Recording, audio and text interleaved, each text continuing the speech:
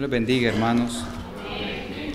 Es un gozo estar de nuevo con ustedes y tener de nuevo la hermosa oportunidad de poder estudiar la palabra del Señor. Habíamos comenzado un estudio, el deleite de su gloria. Usted recuerda que estábamos tratando en el libro de Mateo, capítulo 17. El libro de Mateo, capítulo 17, habla acerca de algo fuera de lo normal que sucedió a los discípulos del Señor. 3 personas escogidas, 3 discípulos escogidos fueron llamados por el Señor Jesucristo. Habían estado pasando muchas cosas alrededor de estos hombres. Habían visto milagros. Inclusive habían estado en una barca y habían cruzado con dificultad a la otra orilla del mar y habían visto a su Señor y a mi Señor y a su Señor caminar sobre el agua.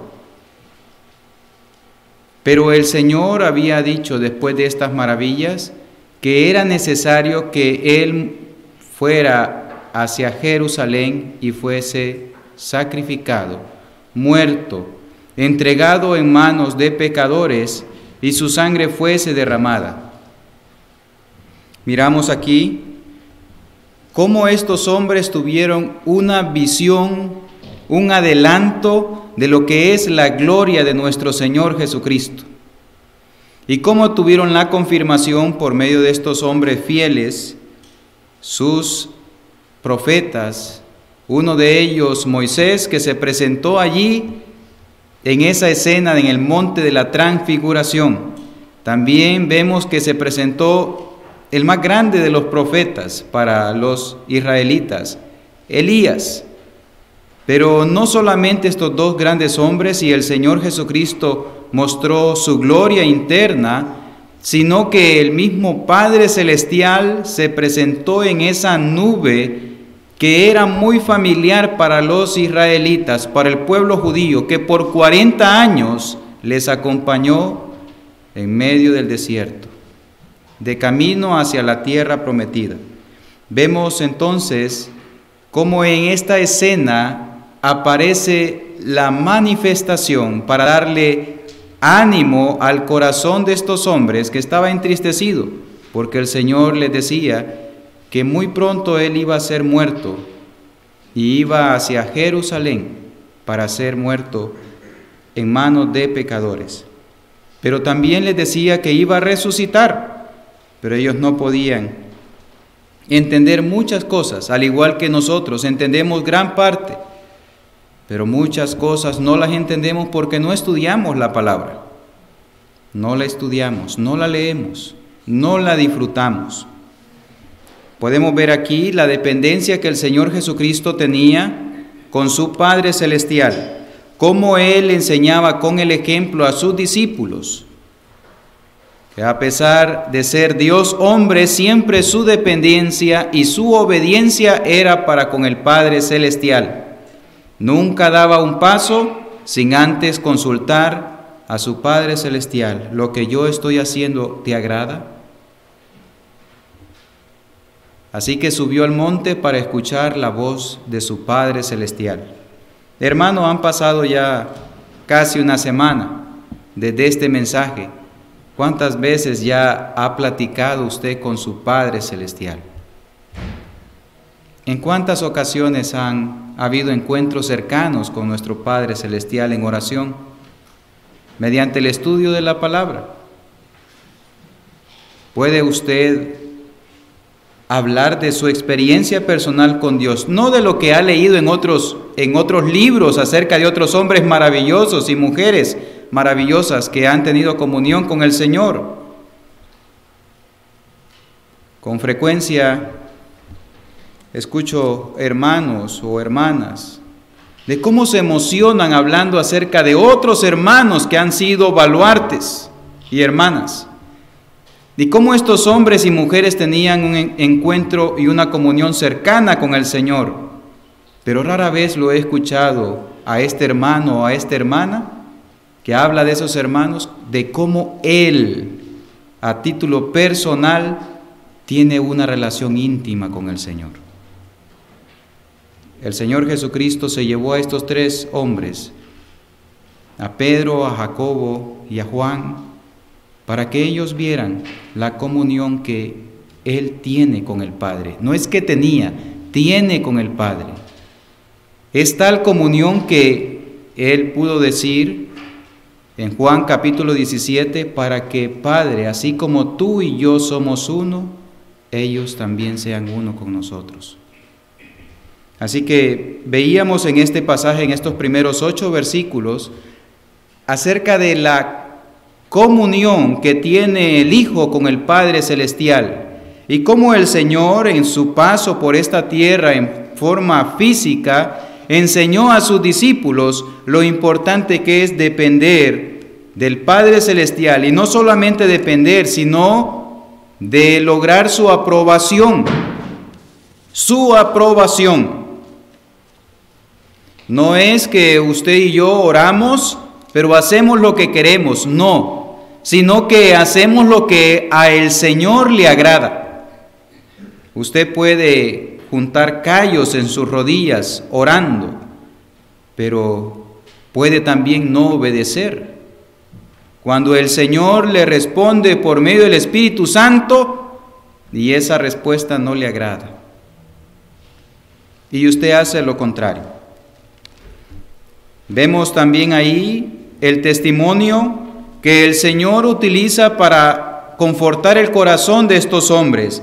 Presenta a 2 santos que ya están en el cielo, a Elías y a Moisés, que para el pueblo judío esto tiene mucha trascendencia. Mucha trascendencia. Hablábamos acerca de Moisés, cómo era el hombre que presentó la ley del Señor hacia el pueblo de Israel y por ende a toda la raza humana. Vemos cómo este hombre es el que bajó del monte Sinaí y su rostro brillaba como el sol, porque la gloria del Señor estaba allí. Y este hombre tuvo un ápice de la gloria del Señor. También vemos cómo el Señor les presenta a Elías en esa escena de la transfiguración, a este hombre que dio testimonio, que escribió acerca de la veracidad de Dios, de la justicia de Dios, de la santidad de Dios, que solamente Él debía ser adorado y no otros dioses. Quien dio testimonio, cómo mediante una ofrenda que Elías hizo preparar, cómo descendió fuego del cielo, y dio testimonio de que Dios es el único Dios verdadero. Así que estos siervos de grandes dimensiones para el pueblo judío fueron presentados delante de los ojos de estos 3 hombres. Pero también ellos pudieron ver la gloria de Dios y una presencia de la nube. Para ellos era muy familiar ver lo que el pueblo judío dice en su idioma, la Shekinah o la gloria de Dios. Y cómo ver desde la nube que sale una voz diciendo: este es mi Hijo amado, en quien tengo complacencia, a él oíd. ¿Cuántas veces por nuestro caminar o nuestro éxodo en este mundo, nosotros escuchamos muchas otras voces? ¿Cuántas voces usted escucha al día? Ya sea por sus ojos, por sus oídos, muchas otras voces que tienden a confundirnos y que tienden a quitarnos la mirada de que nosotros somos peregrinos y extranjeros en este mundo. Usted y yo no somos ciudadanos permanentes de este mundo. Un día partiremos. Y usted sabe perfectamente que estoy diciendo la verdad. Aquí no hay un ser humano de 5,000 años. Aquí no hay un ser humano de 300 años. Entre nosotros, quizá, sumando las edades, podamos llegar a 300. Pero no hay nadie que tenga 1000 años. Sí, puede encontrarlo en un cementerio donde de repente comenzaron a grabar, nació en tal fecha, y usted puede sumar los años hasta entonces. Pero todo lo que se da aquí en este mundo es temporal, se acaba. Nuestra vida no es permanente aquí. No hay nadie que pueda sujetar su vida por sí mismo. Llega el día en que sus días en esta tierra y mis días en esta tierra se acaban. Y es por eso que dice el Señor desde la nube: este es mi Hijo amado, en quien tengo complacencia. El Señor Jesucristo satisfizo todos los anhelos y las demandas del Padre, de la ley. Él cumplió a cabalidad todo lo que el ser humano debería de cumplir. Y dice que solamente al Señor Jesucristo debemos oír. ¿Por qué? Porque el Señor Jesucristo no tenía más voluntad que la voluntad del Padre Celestial. El Señor daba testimonio diciendo: Señor, yo solamente hago lo que a ti te agrada, Padre. Qué confianza la que tiene el Padre en el Hijo, de tal manera que da testimonio diciendo: en Él tengo complacencia, tengo completa confianza, a Él oigan. Porque no dice nada de sí, sino que dice lo que yo le dije que dijera. Miramos ahí que también por esa visión de la gloria del Señor, esos tres hombres, y sobre todo Pedro, tomó una reacción. Él quería y le dijo al Señor: Señor, hagamos 3 enramadas, una para ti, otra para Moisés y otra para Elías. Él quería que ese momento jamás acabara. No querían bajar de la montaña, querían que ese momento durara para siempre, y yo no lo culpo.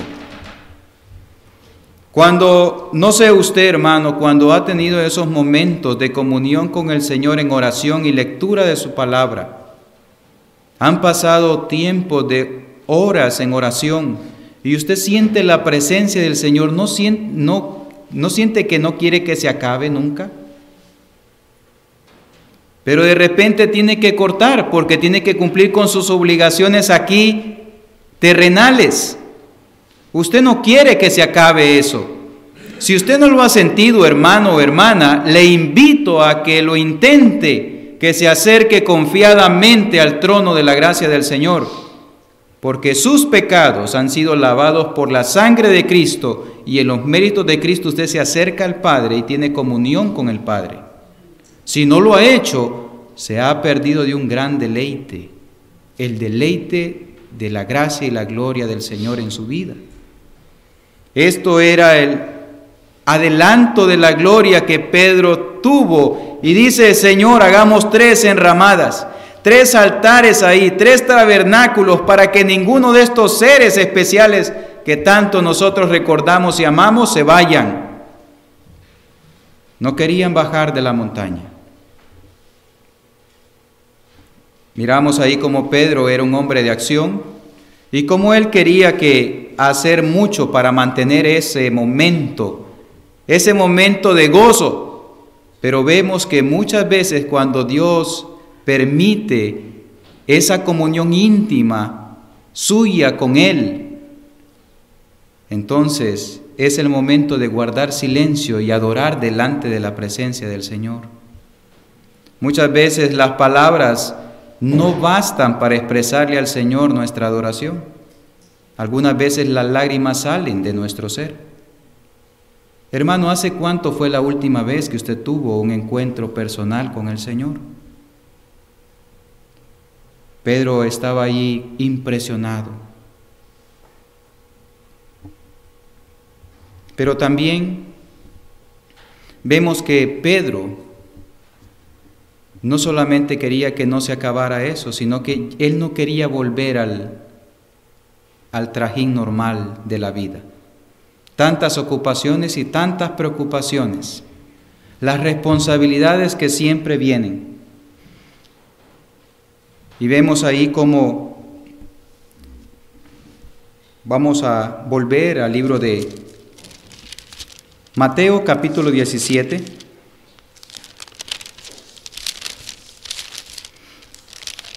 Vamos a continuar. Vamos a avanzar hasta donde se nos permita con el tiempo.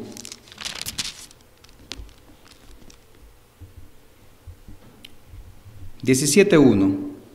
6 días después, Jesús tomó a Pedro, a Jacobo y a Juan, su hermano, y los llevó aparte a un monte alto.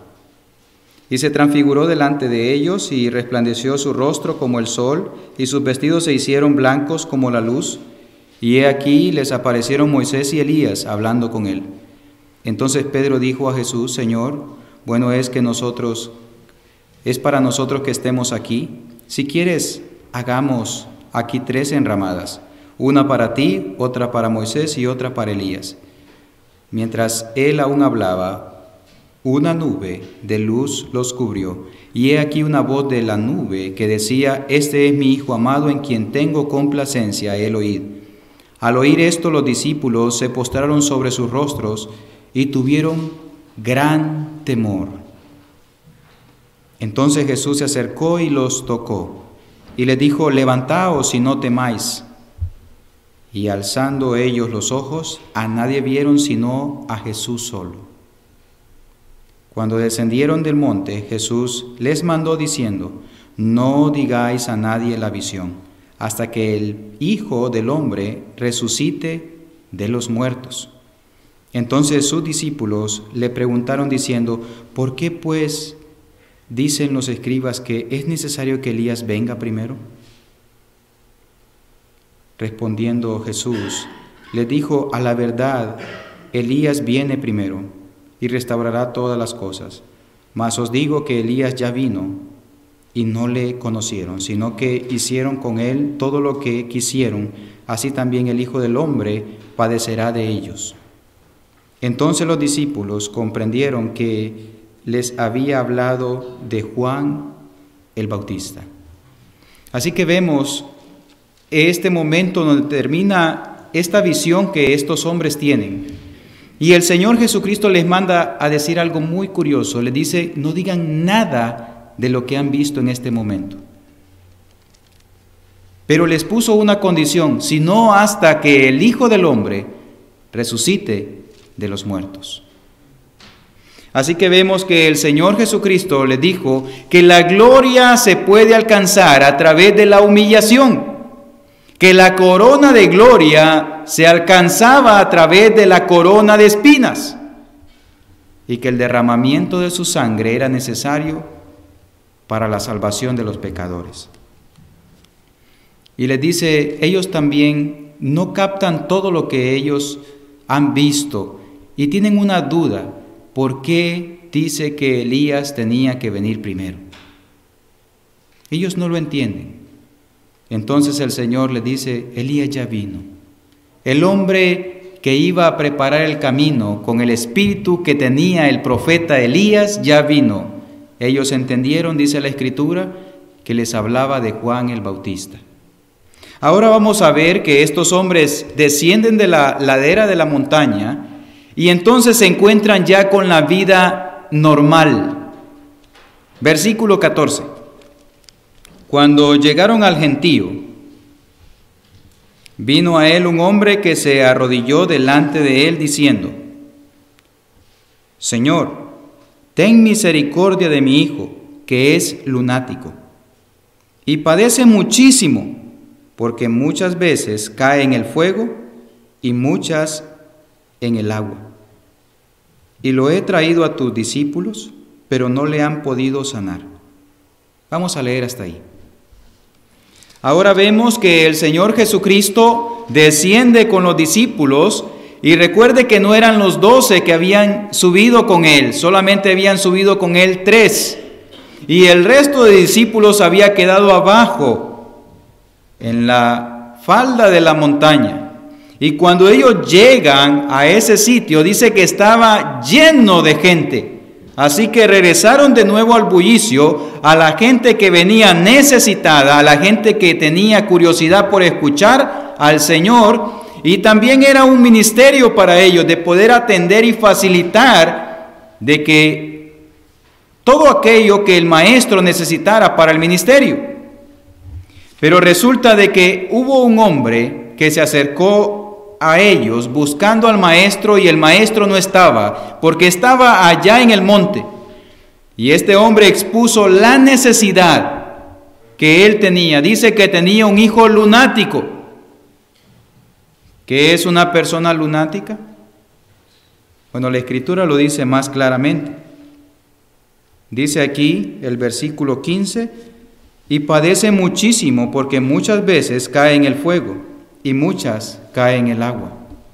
Así que tenía un espíritu que hacía que el muchacho sufriera mucho. Si había fuego se tiraba y hacía que el muchacho se tirara en el fuego para quemarse y sufriera mucho. Al igual que si había agua, lo tiraba al agua para hacerlo ahogar. Vemos que era un espíritu malvado que aterrorizaba a este muchacho. Y el padre estaba desesperado. De tal manera estaba desesperado que buscó a los discípulos. No estaba el maestro, pues buscó a los discípulos. Versículo 16. Y lo he traído a tus discípulos, pero no le han podido sanar. Y aquí es donde vemos si los discípulos estaban capacitados o no para esta necesidad que se presentaba. ¿Estaban capacitados o no? Bueno, la Escritura lo dice. Versículo 17. Respondiendo Jesús, dijo: oh generación incrédula y perversa, ¿hasta cuándo he de estar con vosotros? ¿Hasta cuándo os he de soportar? Traédmelo acá. Y reprendió Jesús al demonio, el cual salió del muchacho, y éste quedó sano desde aquella hora. ¿Qué pasó aquí? El Señor Jesucristo tiene una reacción. Tiene una reacción y la respuesta de Él es muy fuerte. Dice: oh generación incrédula y perversa. ¿Cuál es el peor pecado? El peor pecado es la incredulidad y es perversidad en contra del Señor, porque es algo tan maligno, porque usted está viendo las maravillas que ha hecho el Señor, primeramente con usted, dándole el don de la vida, y a un creyente en Cristo Jesús, dándole el don de la vida espiritual, y aún así no creer en Él para no venir a Él, y no buscarle y tener comunión con Él. Es por eso que el Señor Jesucristo se molesta y dice: oh generación incrédula y perversa.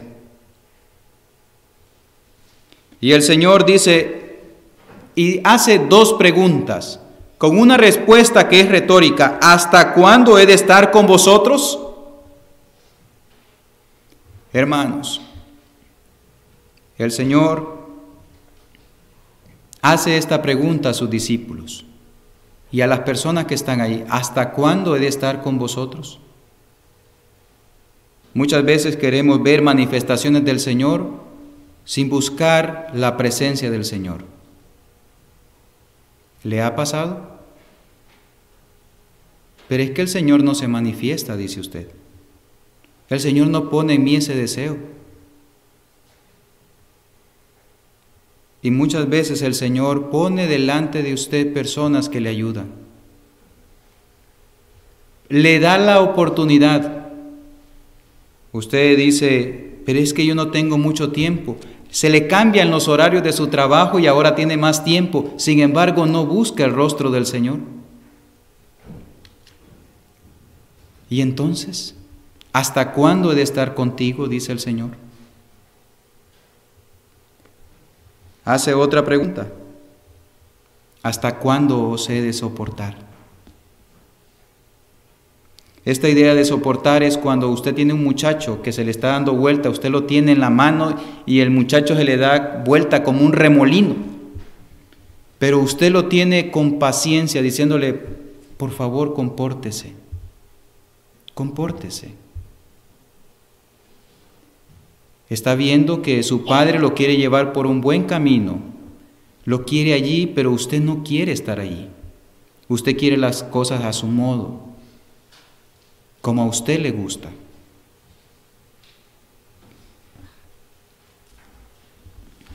Y el Señor dice, y termina siempre con su compasión y misericordia, dice, tráiganmelo acá, tráiganme al muchacho acá. Es algo muy impresionante, que a pesar de que la persona esté alejada del Señor, siempre el Señor pide un trato personal con la persona. El Señor siempre le busca a usted de manera personal. Cuando estamos aquí reunidos como iglesia, el Señor ve a su iglesia como un cuerpo, pero también ve a cada uno de los miembros del cuerpo como algo personal y precioso. Significa que sus deseos son importantes para el Señor. Sus metas son importantes para el Señor. Sus pensamientos, sus necesidades son importantes para el Señor. Así que hace venir al muchacho y dice, y reprende Jesús al demonio, el cual salió del muchacho y éste quedó sano desde aquella hora. Quiero decirle, la presencia del Señor es salud para todo ser humano. Cuando usted no está en los caminos del Señor y usted es una persona que no ha venido a los pies de Cristo, usted está enfermo por la muerte que está produciendo el pecado en su vida cada día y está en un peligro latente de que le lleve al infierno. Porque si usted parte de este mundo sin que sus pecados sean perdonados, no hay solución. También, cuando uno está en los caminos del Señor y busca la presencia del Señor y el Señor Jesucristo está ahí con uno, así como dice Pablo, el ángel del Señor, del quien soy, a quien sirvo. Esa era la presencia, el Señor está cerca, dice Pablo. Era un testimonio personal, él no estaba hablando acerca de un hermano, no estaba hablando de Spurgeon, no estaba hablando de MacArthur, estaba hablando de él, estaba hablando de una experiencia personal de él. Es salud para nosotros, hermanos. Todos los pensamientos lunáticos o pensamientos malos que vienen a nuestra mente y cosas malas son ordenadas porque son reprendidas por la mente que Cristo pone en nosotros. Pero es en el día a día que pasan estas cosas. Versículo 19. Viniendo entonces los discípulos a Jesús aparte, dijeron, ¿por qué nosotros no pudimos echarle fuera? Es una muy buena pregunta. ¿Qué pasó con nosotros? Los discípulos muy apenados están viendo esto, pero aún así no entienden qué es lo que está pasando. Ven que la comunión con el Señor es importante, pero ven la comunión con el Señor como una cuestión de un rito, no una relación personal. Y es lo que el Señor Jesucristo está a punto de decirles. Versículo 20, Jesús les dijo, por vuestra poca fe,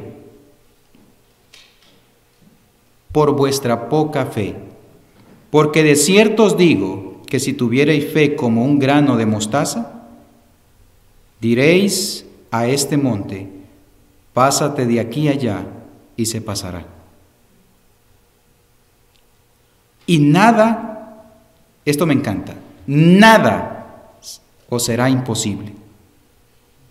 Nada os será imposible. Vea. Y el versículo 21 termina diciendo el Señor, pero este género no sale sino con oración y ayuno. ¿Qué significa esto? Los discípulos todavía están asimilando esa gran cantidad de información que el Señor está diciéndoles? El Señor dice que el problema es nuestra poca fe. El rey David sabía muy bien de esto. El Señor Dios Todopoderoso, hablándole a sus hijos, también sabe muy bien de esto, que el problema nuestro es nuestra poca fe. Y el gran problema, aún en el pueblo cristiano, es la incredulidad. Y entonces el salmista lo expresa muy bien. ¿Qué hace el Señor con nosotros? Capítulo 42 de los Salmos, versículo 7. Capítulo 42, versículo 7.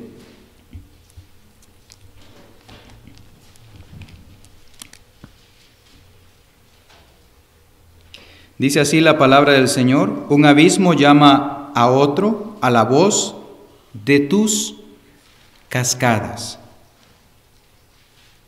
Todas tus ondas y tus olas han pasado sobre mí.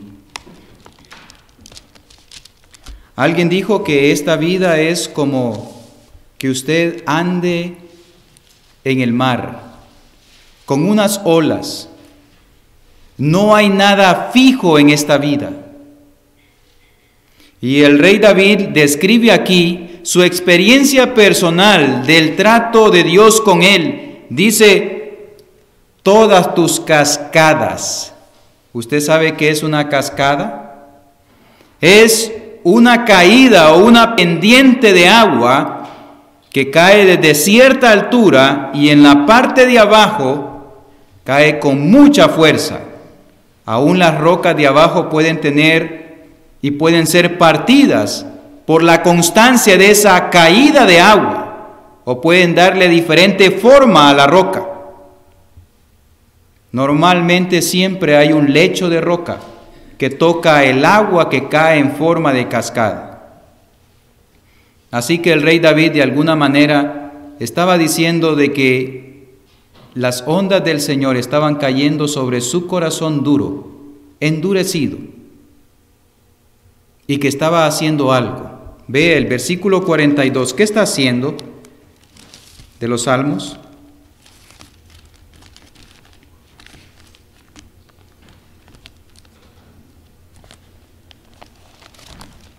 Dice así la palabra del Señor: todas tus ondas y tus olas han pasado sobre mí. ¿Por qué? Las ondas y las olas, así es esta vida. Usted quizá, hermano y hermana, sea que está en un estado de juventud o un estado de vejez o un estado de madurez, usted puede encontrarse en un momento estable en este momento, pero de la noche a la mañana su situación en esta vida, sobre esta tierra, puede cambiar.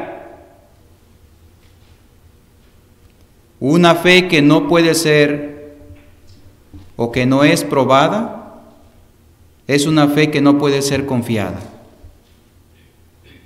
Usted necesita ser probado. Yo necesito ser probado.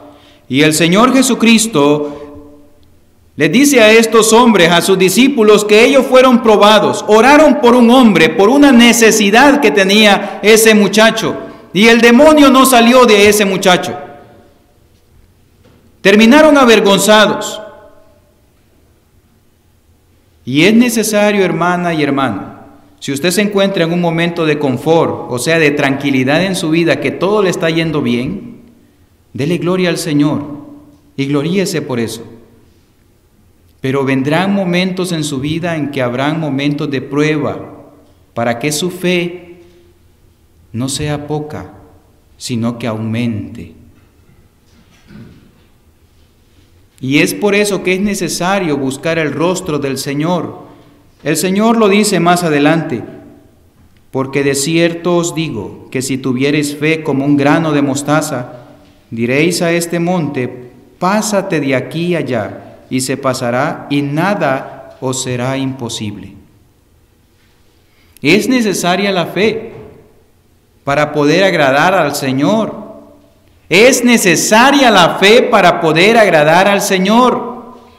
Estas palabras, hermanos, parecen palabras trilladas hoy en día, porque la mayoría de hijos del Señor, creyentes que se congregan en el nombre del Señor en la iglesia, no practican la comunión con el Señor ni la viven, por lo cual la fe solamente es una palabra, no es poder en acción.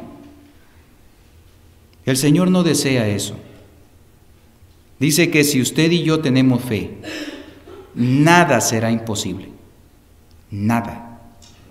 Está hablando acerca de cómo confrontar esta vida, cómo vivir esta vida y vivirla desde la posición de victoria que el Señor Jesucristo ya ganó en la cruz del Calvario.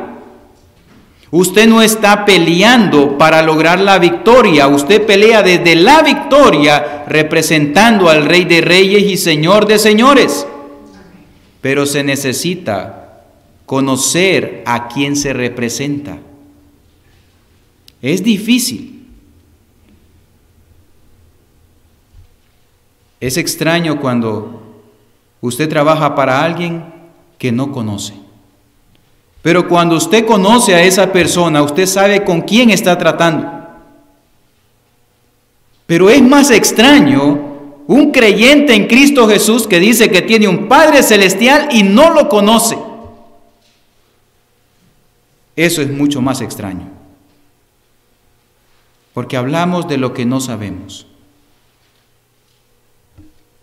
Y es por eso que el versículo 21 da lo que debe haber en la vida de un cristiano. Usted joven, usted señor, esto es para todos nosotros, dice así, pero este género no sale sino con oración y ayuno. ¿Qué significa esto? Significa que el creyente debe de acercarse en oración al Señor. Debe de acercarse en oración al Señor. Pero aparte de esto, hay una práctica que es casi desconocida para nosotros, el ayuno. Perdón, pero solamente esto lo hacen los hermanos pentecostales. No, hermanos. Dwight Pentecost no existía en ese entonces. Es necesario que usted comience a orar al Señor. Y es necesario que usted comience también a ayunar para el Señor. ¿Sabe usted algo sobre el ayuno? ¿Lo ha practicado alguna vez? Y no le digo aquí para que usted saque demonios, porque eso no es lo que nos ha mandado el Señor. Nos ha mandado a realizar la gran comisión, a predicar el Evangelio. Y muchos evangelistas, predicando el Evangelio de nuestro Señor Jesucristo, se han encontrado con personas endemoniadas. Sin embargo, los demonios mismos que han poseído esos cuerpos de esas personas han reconocido a ese santo que está ungido para predicar el Evangelio. Porque ese hombre o esa mujer está en comunión íntima, en oración y ayuno con el Señor. No han sido avergonzados. Porque su vida no solamente habla, sino que es vida, es vivificada. Es vivificada por medio de su testimonio. No hay nada sucio atrás de ellos. Porque sus pecados son presentados delante del trono de la gracia en oración y son perdonados. Porque su vida tiene un compromiso. ¿Sabe qué es el ayuno? Es abstenerse. Hay un ayuno espiritual y es abstenerse de todas aquellas cosas que alimentan los apetitos de la carne y que pueden impedir nuestra comunión con el Señor y el gozo de poder estudiar la palabra. También usted conoce que en la palabra dice que también hay un ayuno donde usted se abstiene de ciertos alimentos durante un periodo determinado de tiempo que usted dedica a la oración y la dedicación al Señor por un propósito. Los discípulos le dijeron en una ocasión al Señor: Señor, aumentanos la fe. La palabra del Señor dice que el Señor concede esas peticiones. Pero ¿qué tan real es esto para usted, hermano? ¿Qué tan real es? Cuando yo tenía 11 años, recién bautizado, yo decía, esto será para hermanos que ya tienen unos 20, 30 años. No, hermano, esto es para todo aquel que se acerca al Señor. O usted estará pensando, cuando yo recibo unos 5 discipulados, ¿qué mejor discipulado que el Señor y el Espíritu Santo le enseñen? ¿Qué mejor discipulado que tener la presencia del Señor todos los días? Usted tiene al alcance todos los días la presencia del Señor. Todos los días. Y créame, el Señor siempre le está observando. Siempre le está observando. Vamos a leer el libro de Marcos.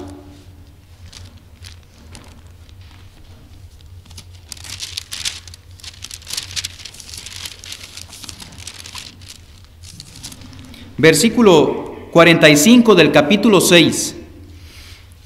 Y el Señor permite ciertas tempestades, ciertas tormentas, y va a permitir ciertas tormentas en su vida y en la mía, si no es que ya las ha permitido. Y si usted, hermano y hermana, ha pasado por tormentas en su vida, se va a identificar mucho con esto. Versículo 45 del capítulo 6 de Marcos. Enseguida hizo a sus discípulos entrar en la barca e ir delante de él a Betsaida, en la otra ribera, entre tanto que él despedía a la multitud. ¿Quién hizo subir a sus discípulos? El Señor Jesucristo dice que hace que sus discípulos entren a la barca y que se vayan delante de él a la otra orilla. ¿Qué pasó allí? El Señor es que por su voluntad manda a sus discípulos, y sus discípulos, obedeciendo al Señor, entran en la barca y comienzan a remar. Y después que los hubo despedido, versículo 46, se fue al monte a orar. ¿Qué fue a hacer el Señor? A orar. Esto era algo habitual, y es algo habitual en los cielos para el Señor. La comunión con su Padre es algo que no puede faltar. Continúa. Y al venir la noche, la barca estaba en medio del mar, y él solo en tierra. ¿Y qué dice aquí? Versículo 48. Y viéndole remar con gran fatiga, porque el viento les era contrario, cerca de la 4ª vigilia de la noche, vino a ellos andando sobre el mar y quería adelantárseles. ¿Qué hace el Señor aquí? En el libro de Mateo y en el libro de Juan también describe esta escena. Dice que los discípulos, cuando salen y entran a la barca, era muy temprano todavía, eran como las 6 de la tarde cuando el Señor los despide. Y comenzó una gran tempestad en ese mar. Y estuvieron más de 7 horas remando, cuidando que la barca no se hundiera. El libro de Marcos describe que él desde afuera los estaba observando. Hermano y hermana, usted va a entrar muchas veces en tormentas en la vida, donde el Señor le va a permitir que usted entre en esa tormenta, la va a preparar para usted, para aumentar su fe, pero usted no estará solo. Dice el versículo 48, y viéndole remar con gran fatiga, los ojos del Señor están en todo momento sobre su vida. Él no los descuida, no le dice, vaya y hoy sí resuélvase a ver cómo va, a ver qué fue lo que aprendió de tanto tiempo conmigo. No, dice que el Señor los estaba observando con gran cuidado. Y hay tormentas que el Señor las permite para nuestro crecimiento, para que su fe crezca. Y hay tormentas correctoras también, que el Señor las prepara si usted y yo estamos en desobediencia. Al igual que Jonás, a Jonás le preparó una tormenta perfecta, le preparó una tormenta y luego le preparó un pez para hacerlo reflexionar acerca de su mal camino. Hasta lo cantamos en la escuela dominical. Muchas veces, hermanos, podemos ser como Jonás, y tenga por seguro que el Señor, al quien toma por hijo, lo reprende, lo disciplina. No lo va a dejar a usted solo hacer lo que usted quiera, porque usted se va a hacer daño en este mundo. El Señor va a preparar una tormenta y estará observándolo, qué es lo que usted está haciendo. Veamos el versículo 48, dice, porque el viento les era contrario. Normalmente en una tormenta siempre hay cosas que no salen bien. ¿Le ha pasado a usted que tiene un problema, la intenta por aquí y le sale otro problema? Resuelve este y no acaba con este, y cuando le continúa otro, no se le acaba. Si usted no ha pasado por esas, créame, si usted es hijo del Señor, el Señor va a permitir que usted pase para que usted y su fe crezcan. Continúa el texto. Cerca de la cuarta vigilia de la noche, vino a ellos andando sobre el mar y quería adelantárseles. Andando sobre el mar. Vea qué manifestación más maravillosa. Las tormentas de la vida, nosotros no podemos tener control, pero el Señor anda sobre eso. Anda sobre los problemas. Anda sobre todo, porque Él tiene poder para controlarlo todo. Es por eso que usted necesita conocerlo, hermana y hermano. Necesita saber a quién sirve, a quién tiene como hermano mayor, que es el Señor Jesucristo, y a quién tiene como Padre Celestial, que es el Dios que lo sabe y lo puede todo. Estos hombres aún, aunque estaban con Él, comían con Él, necesitaban saber eso.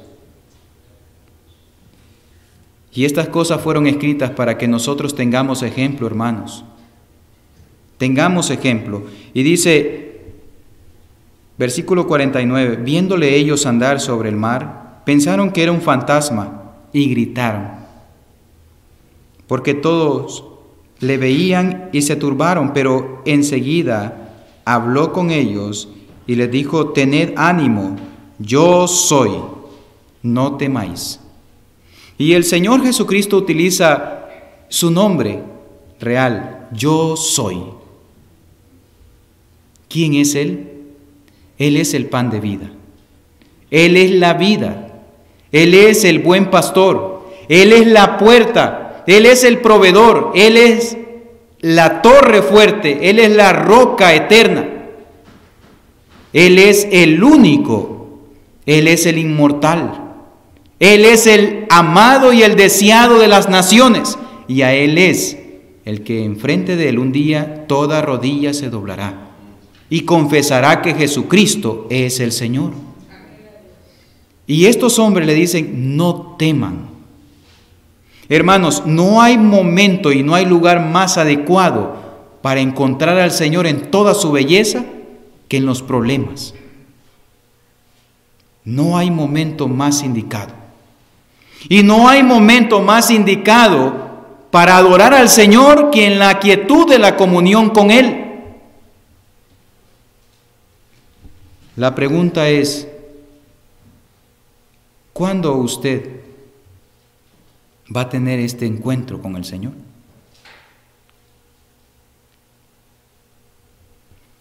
Versículo 51, y subió a ellos a la barca, y se calmó el viento, y ellos se asombraron en gran manera, y se maravillaban.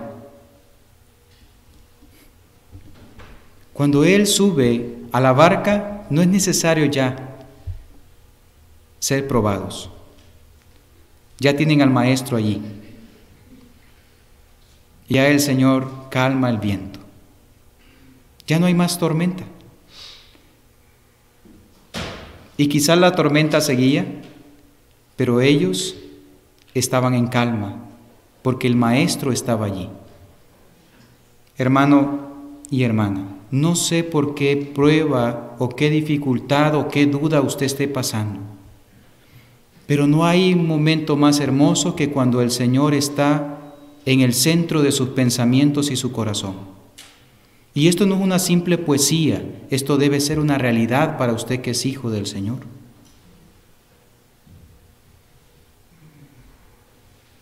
Versículo 52. Porque aún no habían entendido lo de los panes, por cuanto estaban endurecidos sus corazones. El Señor sabe la condición suya y la condición mía. Sabe el nivel de su fe y el nivel de mi fe. Y es por eso que algunas veces usted dice, ore por mí, hermano. O usted le dice a cierto hermano o hermana que sabe que él busca el rostro del Señor a diario, o ella lo hace. Ore por mí, hermano. Pero el trato del Señor es personal.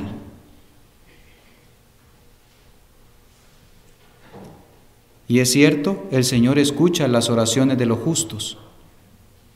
Pero el Señor le extraña, hermano, a usted. Todo padre quiere tener comunión con todos sus hijos. Si usted tiene hijos, usted sabe que aunque tenga 4 y 3 se lleven bien y tenga una cercanía, siempre extraña al cuarto. Si mi muchacho se acercara, dice. Si él se acercara. ¿Cómo no deseara yo? Eso es lo que dice el Señor. Se presenta delante de usted y le dice, ¿hasta cuándo te he de soportar? ¿Hasta cuándo he de estar contigo? Con cuerdas humanas, con cuerdas de amor los atraje, les decía él a los israelitas, y no quisieron acercarse. Pero el trato de nosotros, hermanos, es como un padre a un hijo, por medio del pacto que el Señor Jesucristo hizo una vez y para siempre, por medio del derramamiento y la entrega de su cuerpo y su sangre. Es justo que nuestro Padre Celestial tenga comunión con nosotros. Acerquémonos pues confiadamente. Si no, vamos a tener la experiencia que tuvo el salmista. Sus cascadas van a caer sobre nosotros. Téngalo por seguro. Ahora, si usted no es hijo, no se preocupe. Eso no le va a pasar. Preocúpese si el Señor no trata con su vida. Si su comunión con Él es nula o cero, entonces preocúpese. Pero el Señor a quien ama, Él disciplina y hace acercar a Él. Y la pregunta es, ¿a partir de hoy será el deleite para usted la gloria del Señor? Quiere el Señor que así sea, hermano y hermana. Todos nosotros y nuestra fe están siendo probadas. En uno o mayor grado, las decisiones que usted toma afectan en la eternidad. El Señor le está viendo, mientras usted rema por el mar de esta vida. Y un día, así como partió y se dijo que usted había nacido aquí espiritualmente, va a llegar a la otra orilla de la eternidad y le va a ver cara a cara al Señor. Y mientras usted llegue a la eternidad, aún antes que su barca tope a la orilla de la eternidad, el Señor va a estar ahí. Él estará viendo y le está viendo. Oremos. Señor, Padre, al igual que los discípulos, tus discípulos no entendían muchas cosas.